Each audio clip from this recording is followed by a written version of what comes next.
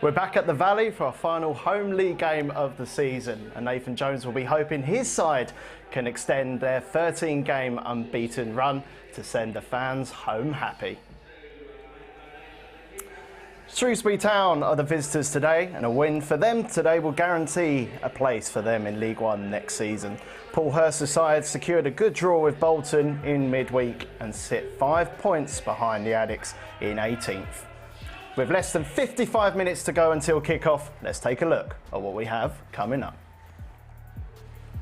We'll hear from Charlton manager Nathan Jones. We'll see what happened when Alfie May called some season ticket holders to thank them for their support. And we'll hear from Charlton co-owner Charlie Methven. Well, a warm welcome to everyone who's watching today's game, wherever you are across overseas. Make sure, if you haven't done so already, you can purchase your live match streaming pass for just £10. Well, I'm Greg Stubley. I'm delighted and surprised, to be honest, to be given the opportunity to host once again amongst two Charlton greats alongside me. There we go. Who are you? Yeah. What, are you surprised? Oh, well, thrilled. Like, Yeah. I mean, it's not something. You get away with what you get away with up there in here, let me tell you. Well, the other way round. Yeah. Well, I was going to say, Brownie, you've got two jobs today. You're in here, and then you're supporting Tel on comms today. So, big opportunity for you to get back on the mic. Yeah, I mean, no overtime or nothing. Just got asked to do it, and it was ticked off as standard for me. How long you got from here to get I'm up going to there? need a little bit of time, Coz, aren't I? I'm going to need a little bit of time. You beat me up the stairs, didn't you? Again. Easy. Easy. Curbs, how's things with you? Yeah, I'm good, mate. I'm good. Any holidays coming up for the off-season? Yeah. Yep. I can see by the look on his eyes he's excited already. With Spain? Spain? Can't say. No. Okay. We're going early May. And unless the missus booked something else up I don't know about, which she's a bit keen on doing lately. Eh? It's very likely she will. Yeah. And Brownie, for you, you've got a busy weekend in store, I hear. Yep, I'm here today. Double bubble. Dean Colley's here with Tracy's wife. My wife's here, so she's listening. I can't make any usual wisecracks. Not out on the razzle? Not out on the razzle, because I've got to do West Ham at Palace tomorrow, so not out on the razzle. That's going to stop you. Yeah, it does, because I'm not a good razzler. I don't wake up well the next day. Dean's got to work the next day. Yeah, and he's got to work, obviously, but he is a good razzler. He's a good razzler. Yeah, he can wake up like. Do you remember the Masters last week, or did you fall asleep? I did fall asleep. Yeah. I tell you whose fault that was. That was Richardson's fault. She was going through her spritzers, and I was trying to keep up with my lagers. And it's always someone else's fault. Yeah, before I knew it, I was asleep on my sofa. It's always someone else's fault. Well, we look forward to the last McDonald's of the day, London Bridge, potentially for you, mate. Yeah. Well, anyway, on to today. It's got that kind of end of season feel. We're in a good mood here, but obviously the unbeaten run does help that.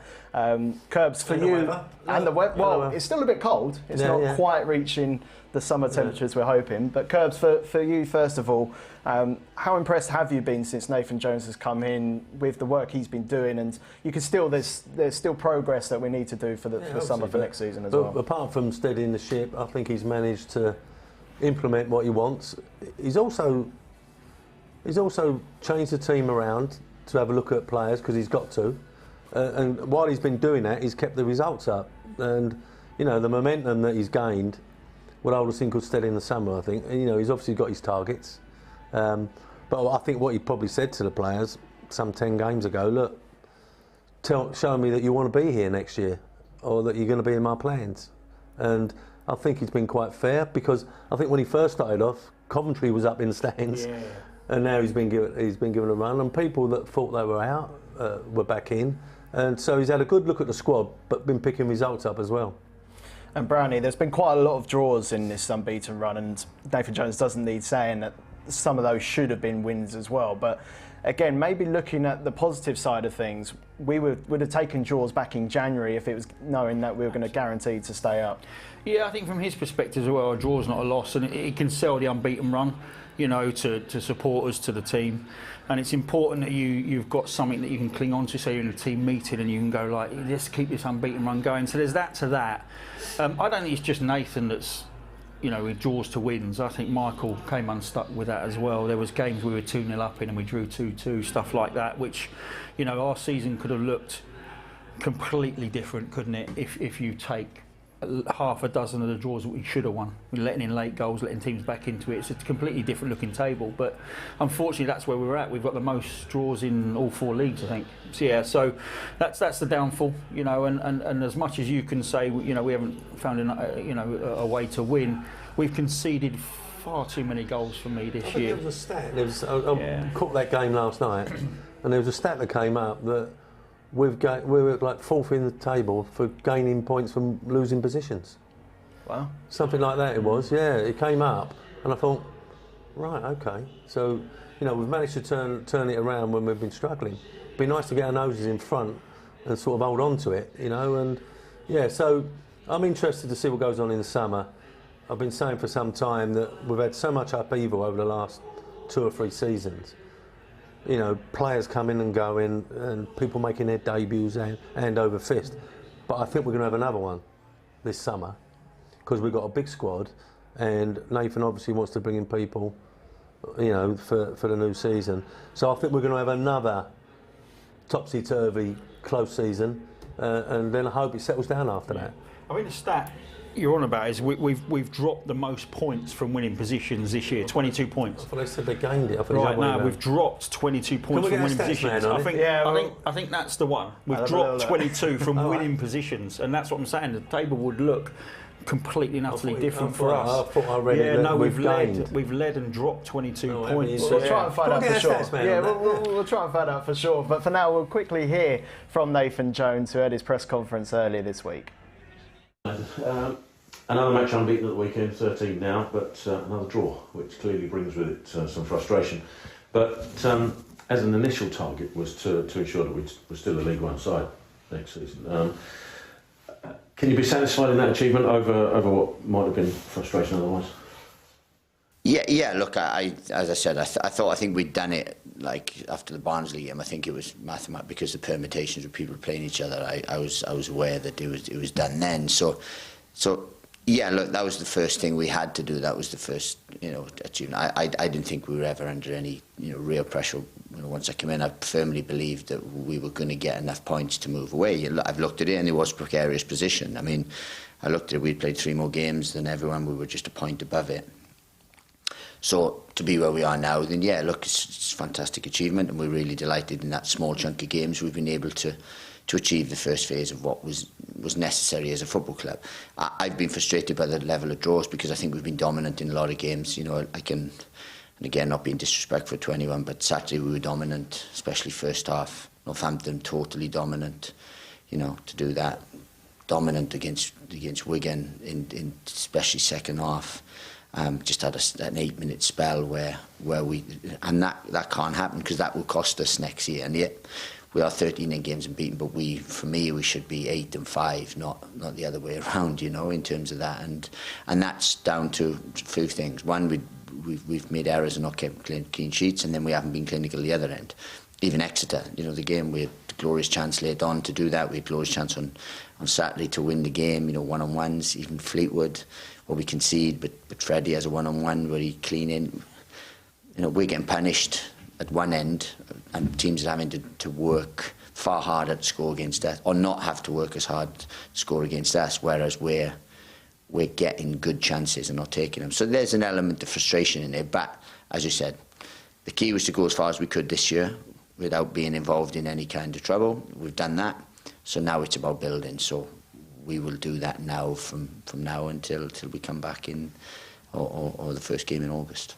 We're just 2 games to go. You mentioned previously that you wouldn't be experimenting in terms of squad because you want to put the best side you can out there. Does that also extend to players who may be coming back from injury? You know, we've got people with knocks, you know, like Lord Jones, Ashley Manapur recently, Tanay Watson, of course, as well. Even if they are back and potentially fit, is it someone you wouldn't risk because there's only a couple of games? Oh no, I'm going to play the best possible side I can play. I'm going, you know, that's what we're going to do. We have to, one, be very respectful to the league. I know I've been on the other end of it where where teams have been flippant and been casual, and that's not us, you know, and that's not my mentality. So I'll treat the game with the utmost respect, as I would with any other game. So we'll pick the strongest possible side that we can.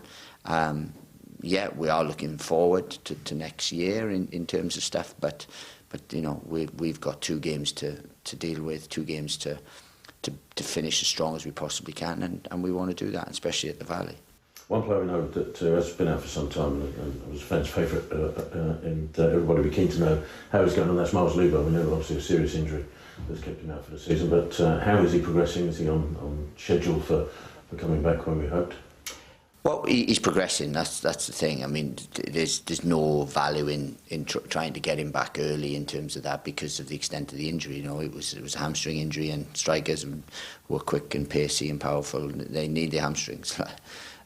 So it's frustrating for the club because he's been out. He's missed the second part of the season. I haven't been able to work with him, so that's frustrating. But there's no value in trying to rush him back in any kind of way. So look, we'll make sure that. Yeah, he's on target, but we have to make sure that everything is right because you can't risk a young player with an injury like that, and one that's very important to us. Saturday sees our last game at the Valley this season against a Shrewsbury side who are still needing points to secure their own safety. They got a decent point away at Barnsley last game. It could be a battle, but be a fantastic sign off the home campaign. Yeah. Well, look, we're just concentrating on us, and as I said, we're very respectful. I know, you know, if Shoes on the other foot, I'm not, you know, if we're going to Shrewsbury, and I know Hursty very well, and you know, he would set up a team to make sure that Shrewsbury got the best possible outcome they could, and that's what we're going to do. You know, it'd be fantastic to finish on a win, but we have to make sure that we are ready for the game physically, mentally, and tactically, and then you know, we'd like to finish off with a win at the Valley, but. Whether it's finishing off at the Valley or whether it's a second game before we finish, we want to win every game. We have that mentality now, and if we're going to build something, then building something special doesn't happen bit part and happen one every 2 games. It has to be. We have to be at it every game, and they have been at it. You know, the performance levels have been there. We've not looked like we're going to lose a game. We've tried to be dominant in most games. We've tried to be aggressive in most games. We've tried to create chances, which we have in every game. What we haven't done is put that complete performance together, really, where we've been totally dominant and kept a clean sheet. And that's what we've got to try and achieve. It's not just our last home game of the season, but it's also the day of our annual Upbeats walk prior to the game. Supporters are walking 9 miles to raise up to 35 grand, or excess of 35k if they can, to fund the Upbeats for another year. And they're close to that target. Another example of why we got the EFL Community Club of the season, and must fill everybody with pride. Well, to be fair, this club's got a fantastic tradition of having the community at the forefront of its thinking and ingrained in its DNA, and it's, you know, we're very proud of that as a football club. I knew that when I first came into the football club, you know, 12 years ago, and I know that now. It's not the first award the community's won, but everyone is special because it just shows that the work that they do, the unbelievable work that that the football club does, and led by Jason Morgan and people, is just fantastic, you know, and we're really, really proud of that. So congratulations to them. Long may that continue. And as I said, it just shows that the community is at the forefront of this football club, and that's why it's such a great club. So then, you know, on Saturday with the Upbeats, they walk, and we wish them all the best because they do great work and they finance so much. So again, it's just part of a wonderful community programme that we got here, and just an extension of the wonderful amount of people that we have here. And they'll be playing on the Valley pitch just before the main game on Saturday. You allow yourself a little peek out the tunnel just to have a quick look. Well, I will, but they're not cut it up. That's all I can say. But no, look, we will. It'd be good to see them. It'd be a nice occasion, and what we have to do is respond and try and put a performance in that caps the day off. That's what we would like to do. Well, it's good to hear from Nathan during the week, and let's have a look at the lineup for today. So 2 changes for the Addicts. In comes Tayo Eden for Tyreek Backinson, who misses out on the bench, while Alfie May, top scorer in League One still, returns to the starting 11 in place of Tyrese Campbell, who drops to the bench. So first of all, Brownie, we've got it in this formation, but there's probably 2 or 3 different ways Charlton could go this afternoon. Yeah, there is, but I don't see why we'd come away from this formation that we've been using predominantly most weeks. So I understand you could toy with that. And there is talk of maybe a flat back 4, but I don't know why you would. You know, they're comfortable. We've been working on this system. It's been working for them. They're unbeaten in 13 games. I think that's what we're going to see, is what's up on the graphic. Curbs return for Alfie May, someone who, as I just mentioned, top goal scorer in the league right now. He'll be so desperate to get a goal and continue and get that golden boot. Yeah, I mean, he's been moved about a little bit, Alfie. But it's good to see him out there. I mean, this does lead to having 2 strikers. And Connor Wickham, you know, it was a really good goal he scored last week, but, you know, we need to see him, or Nathan needs to see him, in match situation.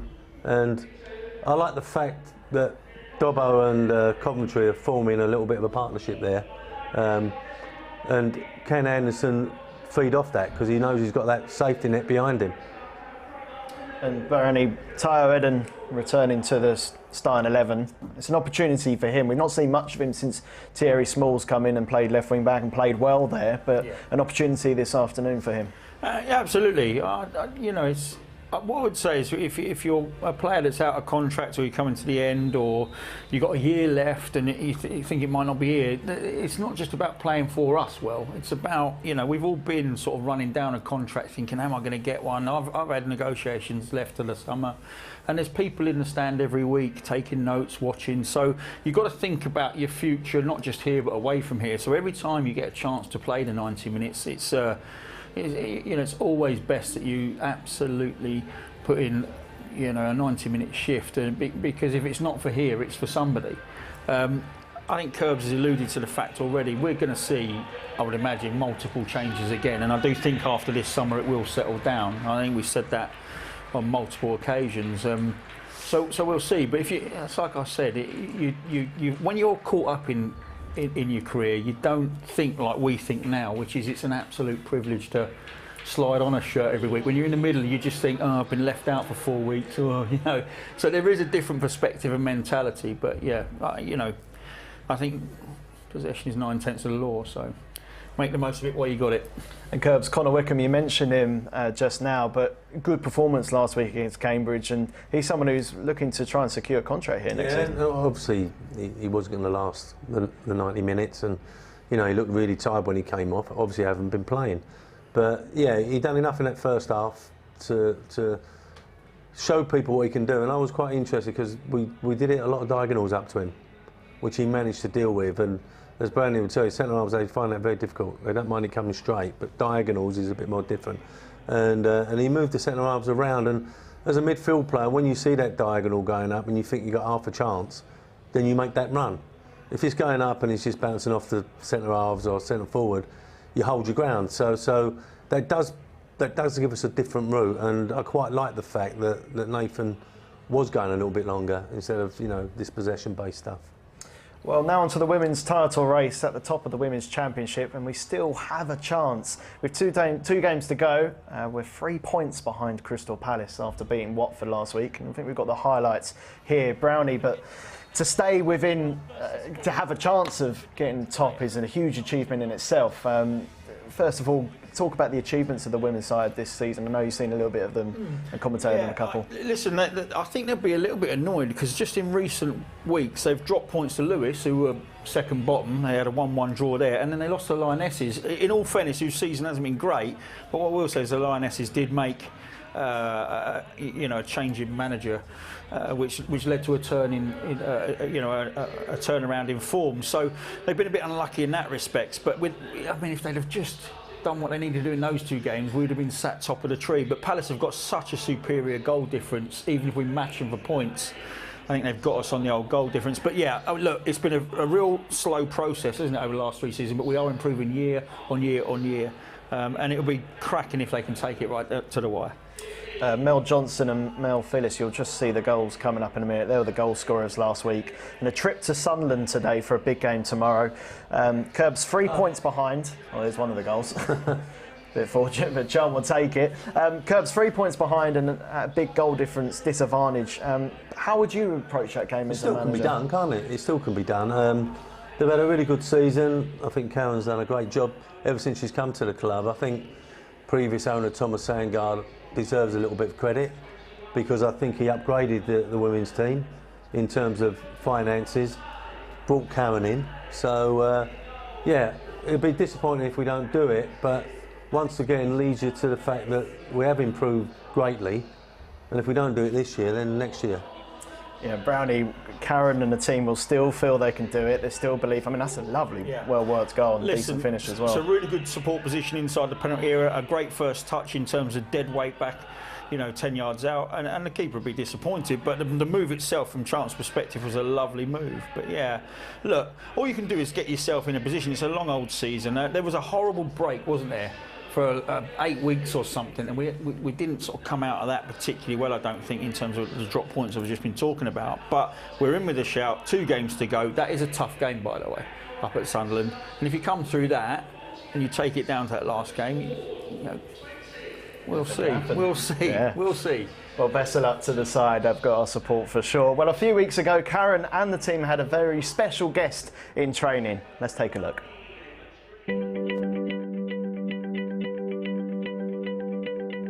We are big Charlton fans. I think we attended all the matches that Charlton women team have played at the Valley. So far, 100% of them. Now we are here today invited. We actually met them on a call a couple of weeks ago that the supporters group arranged, and myself and Carla and Beth Rowe, we had a Q&A with supporters, and Amar and his family were on the call, and they sort of spoke a little bit about their story and how they was obviously engaged with Charlton. I'm from Syria. I fled the regime and Russian airstrikes in my country. A nice coincidence that the hotel of the Home Office was in Deptford. The closest stadium was the Valley. We went there for the first match. It was Charlton versus Brighton at the Carabao Cup. We made it. After that, everything went well with Charlton. We saw a women team playing, and kids tried to do the penalties. They were so happy.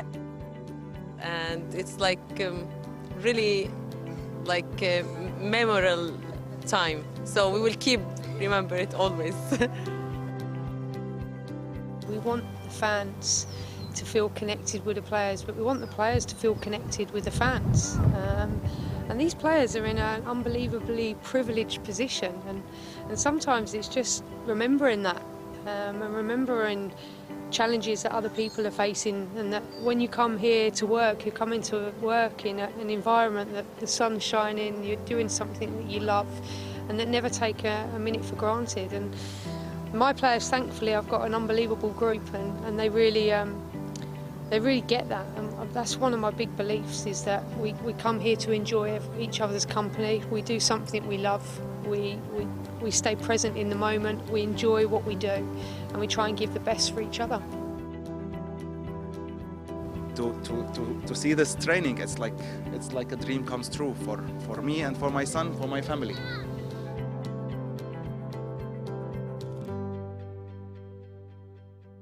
Who's your favorite player? At men, I like Dobson, and at the woman team, I like Beethan. Well, Hisham, who you just saw there, is celebrating his 6th birthday today at the Valley, so happy birthday to him, and I hope he enjoys what should be hopefully a nice occasion as well. Well, Charlton women are back in action here at the Valley on the final day of the season against Southampton on 28th of April in what could be a huge game. Make sure you get your tickets now from the Charlton website. And I mentioned it's a bit of a special occasion here, and today is, of course, Upbeats Day at the Valley, and we caught up with a few of those involved earlier.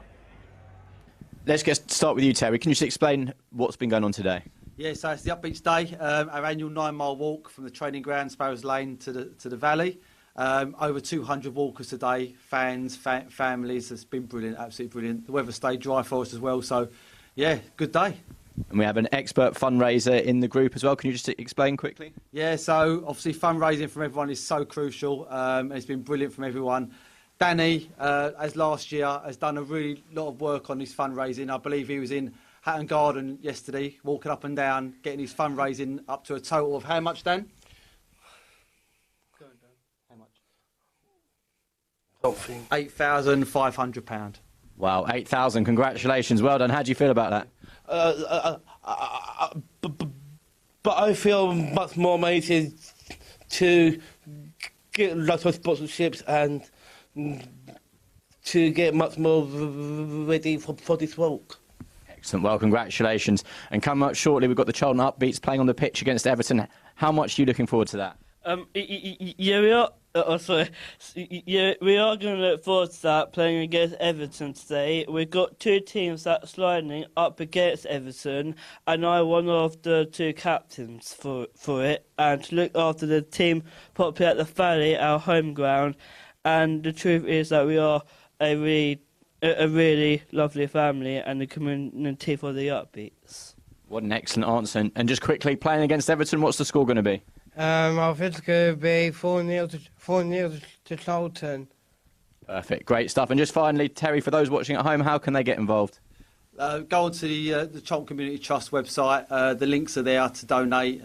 We understand that cost of living crisis and everything's expensive these days, but every penny helps to keep this great project running. Perfect. And just finish with Up the Addicts. Up the Addicts! Great stuff. Brilliant interview there with Terry and the guys, and I'm delighted to say, guys, that Charlton won 4-3, so fantastic result for them. Brownie, we're going to show the highlights as we watch it here, but brilliant occasion, fantastic cause, and if anyone's never really seen the Upbeats and what they do, it's heartwarming. Absolutely, yeah. Never go clean sheet when you're predicting a Charlton score. That was his mistake.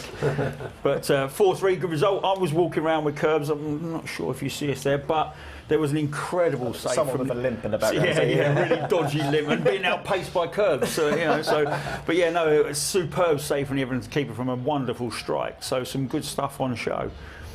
And Curbs, I mentioned about the occasion. Of course, you have been involved with Jason Morgan and the Trust throughout your years when you were here. How much amazing work do they do with the Upbeats? Oh, it's not just that. I mean, everyone knows how great the community scheme is, but it's not just the Upbeats, is it? There's so many things that they do.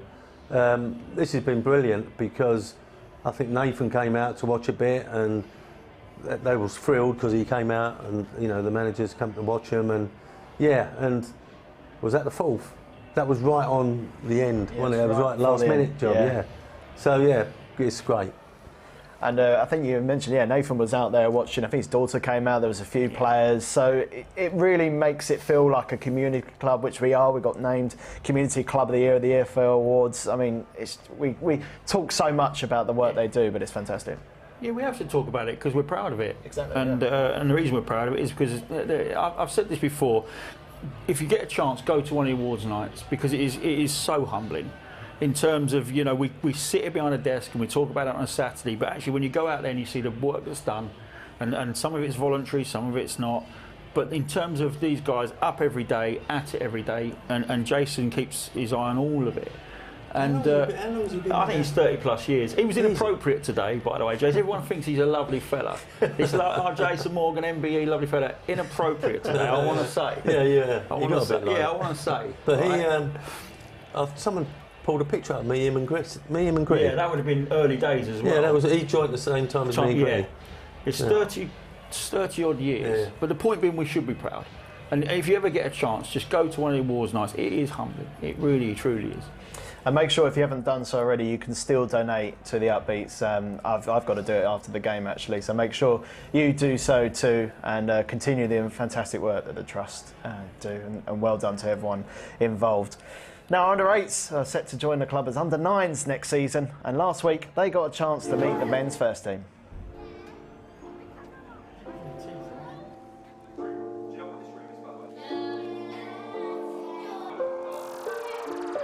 We've had the under-8 Academy Day at Sparrows Lane. Obviously, Saturday they're walking around the pitch at half-time, but today they've come in. We've done a little bit of a workshop on academy values and also how we want our academy boys to play, so they've got a bit more of an understanding on that. We then went out, watched the first team train, which was so thankful for Nathan and Tracy for helping us organise. No, I said we're going to go for a little walk around the pitch. Should we not do that? Should we just go watch the first team training? Yeah! First team training? Are you excited? Yeah!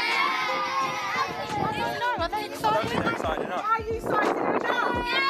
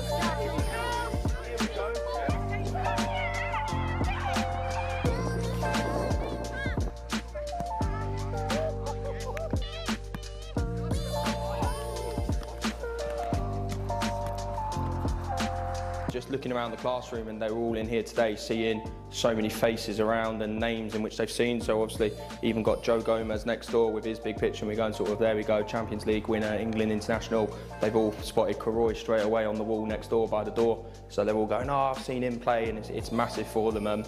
Like even likes of Miles as well came out and took a photo. He's on the walls and everything. So it's one in which we use this room massively for when we're sort of talking to players and parents, and sort of go and just look around at how much history of academy boys coming into the first team there is here. It's surrounded with you, and it's something that is a real big point for this club to be able to continue to develop players. Well, staying with our academy and going a little bit older in the age group with our under-21s, we caught up with lead coach Chris Locke earlier this week. First season as lead coach for the under-21s. How have you found it? I think it's been challenging in a positive way. The main thing, and I guess the main word that I'd use, is adaptable. A lot of people have said to me before taking over the role that being a 21s coach is probably one of the most difficult roles because of the ever-changing landscape, and I've definitely found that. But overall, I think it's been positive for me as an individual, but also positive for the group as well. And talk us through the team. How have they done? I would say it's inconsistent is probably the word that we'd use. So in terms of, if we're talking about results-wise, we've not performed maybe to the level that we'd like to perform in terms of it being a league structure and wanting to go on and win things and stuff like that. We'd like to have been better. But with the constraints that we've had, and with the inconsistencies maybe of personnel, and because we've been, I would say, blessed in a sense that we've had so many under-21s go on and be playing first team football with us or somewhere else, it means that maybe players that wouldn't potentially be stretched right now playing 21s football are having to be thrust forward a bit earlier than maybe they should be. So overall, it's been a positive season, and looking forward to actually starting next season already. and those players that have been stretched, how valuable an experience will that be for them? I think it'd be massive. So you think we've had, generally this season, we've had 5 second-year scholars that have been a mainstay of our under-21 side. So Pat Casey, Keenan Goff, Kai Enslin, Josh Langarrington-Barr when he's been fit. We've had that kind of young spine through the team throughout the whole season. So for them, having that stretch now just bodes well for their future. And personally, you've worked with the men's first team quite closely this season as well. How valuable has that experience been for you? For me, I think it was massive because the reality of the situation is you want your under-21s to have as good a relationship as they can have with the first team staff. You don't want it to be two separate entities. My role, in effect, is to ensure that we get players that make that transfer. The best way for me to understand what it is that the first team manager wants is for me to be around, be present, be in the room when conversations are being had. And then this season, having been able to spend, I think it ended up being about 3 to 4 months in and around the first team, travelling to games, being a part of their game day, I guess, preparations, just allowed me to take a lot of good messages back to the 21s in terms of what is expected. And then that will now obviously carry on being around Nathan and seeing what Nathan wants from his teams moving forward. Again, that will just allow us to make sure the players have the tools to go on and do what the club requires. The likes of Daniel Kanu and Croy Anderson been flourishing in the men's first team. How pleased have you been to see so many academy players making an impact? I think, I guess, pleased is probably an understatement. Ecstatic, I think, is probably a better statement.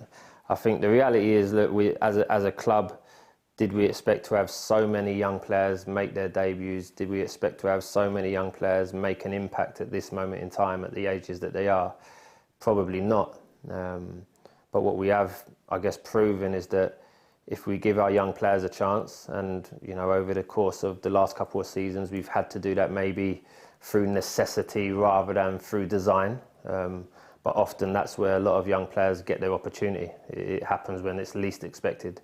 And all of the boys that have done it, they've gone and they've flourished. And I would probably argue and say that DK and Croy have put themselves as one of the first names on the team sheet. So for us, it's brilliant. And finally, after your first season leading the under-21s, what are your aims for the summer and next season? Next season, I want us to be a competitive group in terms of let's make the boys understand now what the idea of winning and losing is about, what the idea of trying to ensure a winning mentality in every game that we play, a league structure, what you're trying to do. So we have to have that element of trying to go out and win things, which means doing as well as we can in the league. And then on the flip side of that, I just think it's a continuation of the good work that we've been doing from 18s to 21s, all the way through the lower academy as well, in consistently producing players that come through and make an impact, like we've just said, in our first team. And we've got so much talent, I feel, that's coming through that's even more, and I don't want to say it because boys will probably get upset, but I think there's some even more talented and exciting players to come. So, yeah, I'd say just watch the space and let us keep doing what we're doing. Well, we heard there from Chris, and before that saw the under-8s as well. I mean, we speak so much about our academy. I don't need to ask you about that necessarily, but in terms of the players coming through, we've obviously seen this season Daniel get to another level with this Charlton squad. Karoy has been continued to get these opportunities as well, and in what's been quite a difficult season, that has been one of the highlights. Yeah, and I've said this before, and I'll say it again because I've experienced this. League One is a great league to filter academy players in and settle them in. It gets far more difficult when you get up to the Championship. It's almost impossible when you get to Premier League. You might get one golden ticket, but at League One you can get 5, 6, 7 players and give them an opportunity, to a platform to then showcase. It's still a sink or swim moment in anyone's career, right? You get put in, and we've seen players over the last 3 years come in and you think, well, not bad, they're not even at a club anymore. That's the difficulty of when you're filtering academy players through. But League One, I think, is the best league for youngsters to gradually build into a first team, settle, and then they get a career out of that. quite often when you talk about Championship, Premier League, you get thrown in for a couple of games, you know very, very quickly that it's too much for you. And that's it. That's the window closed. So it's a real fine balance. But I do think, regardless of level, there is that sink or swim moment as an academy player. You get your chance. That is it. It's a very small window. In Curbs, we've got a number of young players under contract now, and in the past there's been a bit of a problem in terms of securing these kids to develop here at the club, but that must give Nathan Jones a lot of belief that not only have we got good kids coming in, but he's also got the opportunity to develop them, not over just a season, but 2 or 3 seasons if he wants to. But like, going on what Brownie was saying there, I ain't being disrespectful here, but if a youngster comes from another club here, he's got to perform, because we think we're promotion material, and Nathan can't be sitting there hoping to have a loan player and make him a better player. He needs to get results. So it's a different ball game, I think. The expectations at this, listen, he can go to Shrewsbury and possibly have a couple of bad games and the manager will keep you in because he's took you on loan. You can't come here and have a couple of bad games because we want to get promotion and the fans and everybody else demands that. So I think Nathan's got to do. I think if Nathan plays any youngsters next year, it will be because they really deserve to be in the side. There'll be no blood in. I think he will. If they're good enough, they go in. But other than that, I think we'll see people come in. We might even see, and I do wonder, we might even see the loans, the calibre of the Gallaghers and the Cullens, and you know where they gone. Them sort of loans that have now gone on and are in the Premier League. You know, they're the sort of loans that this club should be attracting, not getting players out to give them some education. Well, this summer is going to be an exciting one, I think, for reasons you just mentioned there, Curbs and beyond. And as part of the excitement for the club, we have spoken to co-owner Charlie Methven, who spoke with Charlotte Richardson earlier this week. What you've said there reminds me of many conversations I've had with manager Nathan Jones. Just how important is it that there's that universal understanding amongst the team, and particularly led by people like Nathan? Leadership's important. Leadership is important, it's a fact. And I think that one cannot ignore the level of leadership that Nathan Jones has brought to the club since he's been here. You know, he was obviously the first choice of the technical team to become manager in January. What I think some people don't know is he was the first choice of the technical team to become manager in September. I think one of the reasons why that approach was made was a perception that Charlton was a club that needed leadership, not just in the manager's office, but very much in the manager's office, but also throughout the entire organisation. It needs personality, it needs leadership, and that's something certainly that the manager has brought to the club. I think anyone can see that.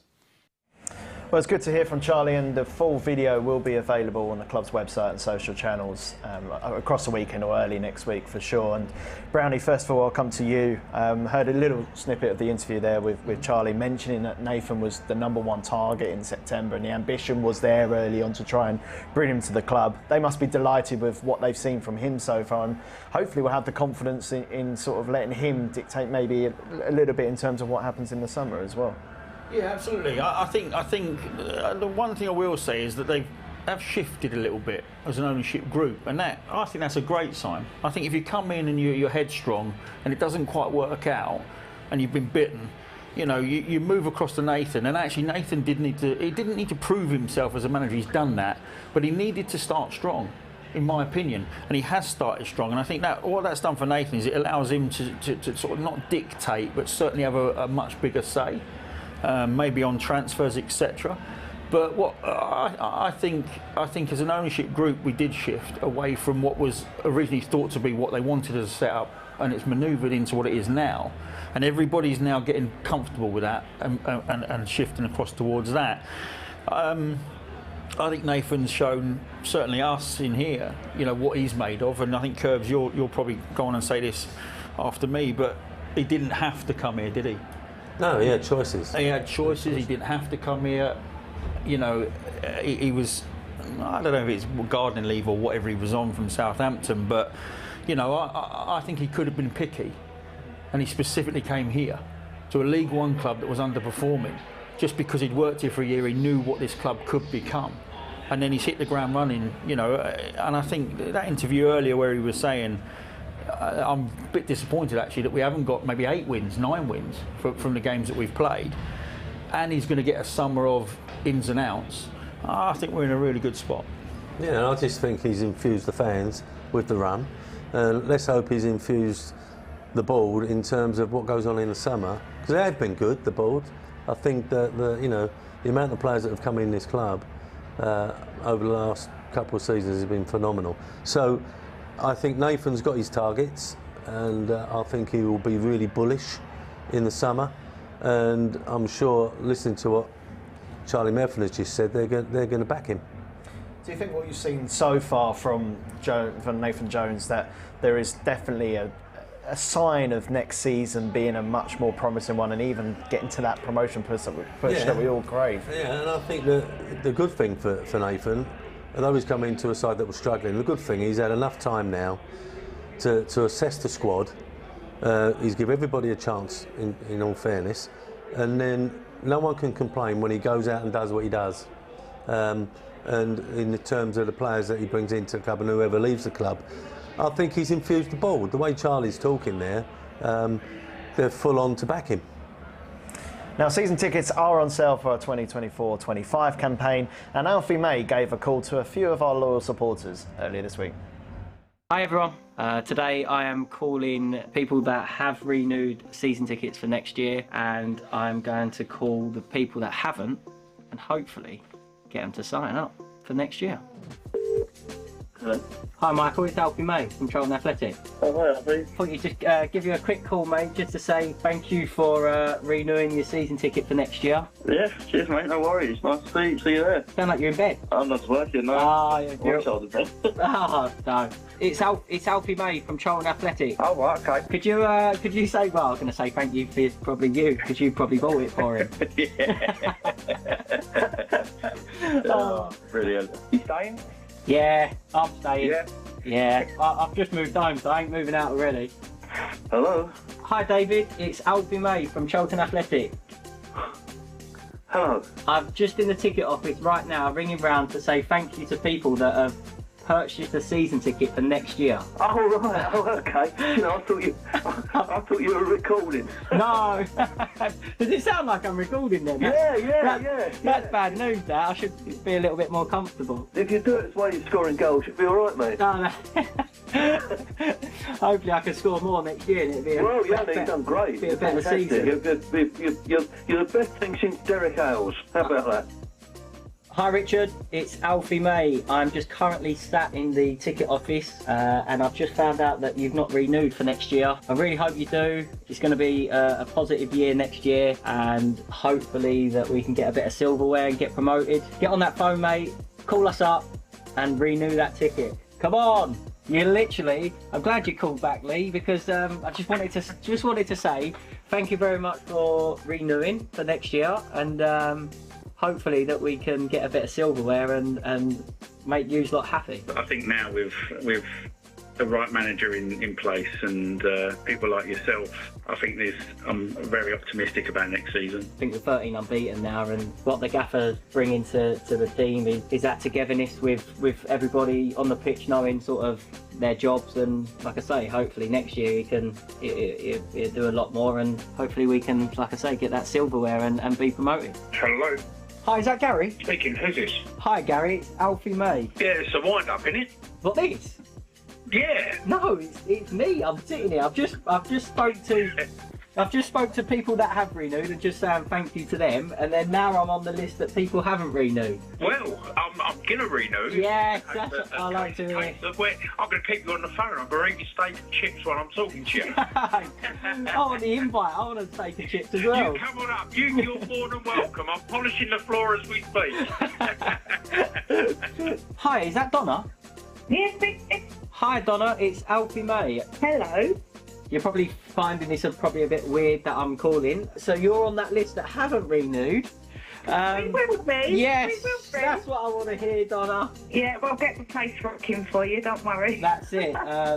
Is this actually for real? Yeah, you're currently you're currently being filmed by our media team, so. Oh God. Yeah, no, we will be renewing, so perfect. you can rely on us. Hi, is that John? It is, yes. Hi, John. It's Alfie May. Is it? Yeah, I knew you were going to say, is it? That's amazing. You're definitely who you say you are. Yes, you are currently being filmed by our media team. And the media team know you. Hopefully you get that renewal, is it by the 10th of May?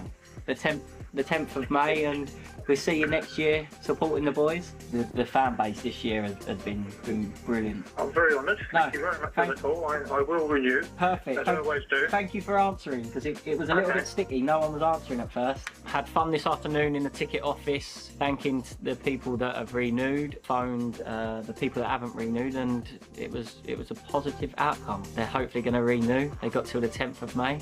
If you haven't already, go and get your season tickets. Up the attics. Well, yeah, you heard Alfie May there. If you haven't done so already and you are watching and are capable of getting to the Valley on a regular basis, please do get your season ticket for next year. It promises to be an exciting year. And make sure you're here for the 2024 campaign. Season tickets start at just £310 for adults, and you can get yours now from the club website. And Curbs, Alfie, Team of the Year last week, got named Team of the Year last year. He just continues to get better in his career, and he's done it at Charlton. And he's going for the EFL top goal scorer and overall, isn't he? With Ireland, he's miles away, isn't he? Well, he might have scored more than him this, because it was the calendar year they've done it. So he might have scored more than him already this calendar year. So it could be a bit of a battle, that. He's asking for silverware. He's already got enough, hasn't he? Well, Brownie, have you ever had a stage where you've had to ring fans up to try and plead to? I bet if you rang someone up, they'd be putting it down. Sold out most weeks, right? That's a good point, actually. I think it was, actually. That's a very good point. That's standard go-to, and it was sold out most weeks. Didn't have to phone anyone. No, look, he's got an infectious character. You know, don't know the kid, but what I would say is when he comes through in interviews like that, when we see him speak in interviews after games, he is just loving life in football, and that's how it should be, and it comes across like that, you know. And I think I said a stat the other week, over the last 3 seasons, more goals than anybody else in the Football League, and it's consistent now, you know, and he's had to do it the hard way. He's done the non-league stint, Doncaster. It's not like he's had top sides where he's scoring goals. Doncaster, I think, was Cheltenham and here, you know, and here is not, we're not flying.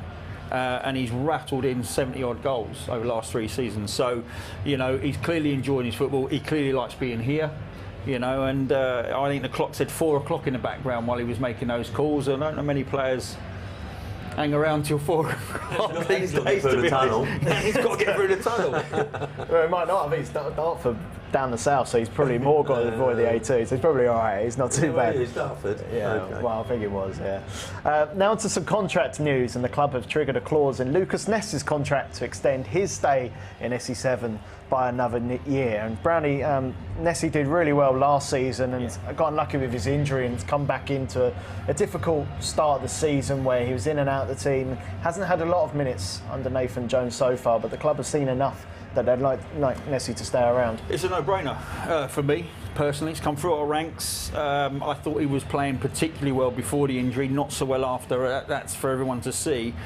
His conundrum is, do you send him, say, to a Sweden over the summer to play, rather than take it off? He's not played many minutes this year. So is there an opportunity, say, to get him into a European club over the summer? Because, you know, to take time off now, I think it's a bit of a waste. I think now is the time where, you know, you've had a season where you've not had enough minutes. Go and get some, and then actually when you come back in pre-season, you're going to be ahead of people. You know, I think he needs to get himself into that situation, Lucas. But I would definitely take him on for 2 reasons. You know, he's come through our system. I think he deserves another opportunity to prove his worth. You know, because based on the performances this year, he's been a bit in and out, and he's suffered. It looks like he's suffered through that injury. Give him the opportunity to prove himself, because the heart he's got and the talent that he showed he had, that will come back with a bit of love and a bit of care and attention. And Curbs, how do you get the most out of a player who's been out of form? What sort of things as a manager do you look to do? Well, I think that, as Brownie's saying there, I think every day, when someone's been out injured for some time, every day, the player's fearing the worst. He comes into training thinking, oh, I hope I don't get, you know, I hope I don't get an injury today and put me out for another couple of months, and et cetera, et cetera. I'm with Brownlee. Perhaps it would be worthwhile that he goes off and plays somewhere. Be interested to see what they do with him, because he's obviously shown he's got the talent. That's why they've triggered the clause. you know, they could have not triggered it because he's hardly played this side of Christmas. So yeah, I think that he's another young player that I think, if he'd have stayed fit, would still be in the team. Well, not long until kick-off. Let's have a look at how both sides line up for this afternoon. Yeah, don't worry, you'll be fine. Dragging it right to the kick-off here. Just before Brownie has to sprint across to the gantry. Brownie, we've spoken about Charlton's line-up so far, and for those who missed it earlier, 2 changes for the Addicts this afternoon with Toad and Alfie May returning to the starting 11. But in terms of Shrewsbury, it's an opportunity for them to try and make sure they've got their League One status for next season. They've been on a bit of a bad run, but got a good result on midweek against Bolton. They've actually picked up. Listen, they've only lost 2 of the last 8 away games, but they are, you know, I think they're the 2nd lowest goal scorers on their away travels and the lowest scorers in League One, I think. So they don't score too many goals. That's their struggle. I think half of their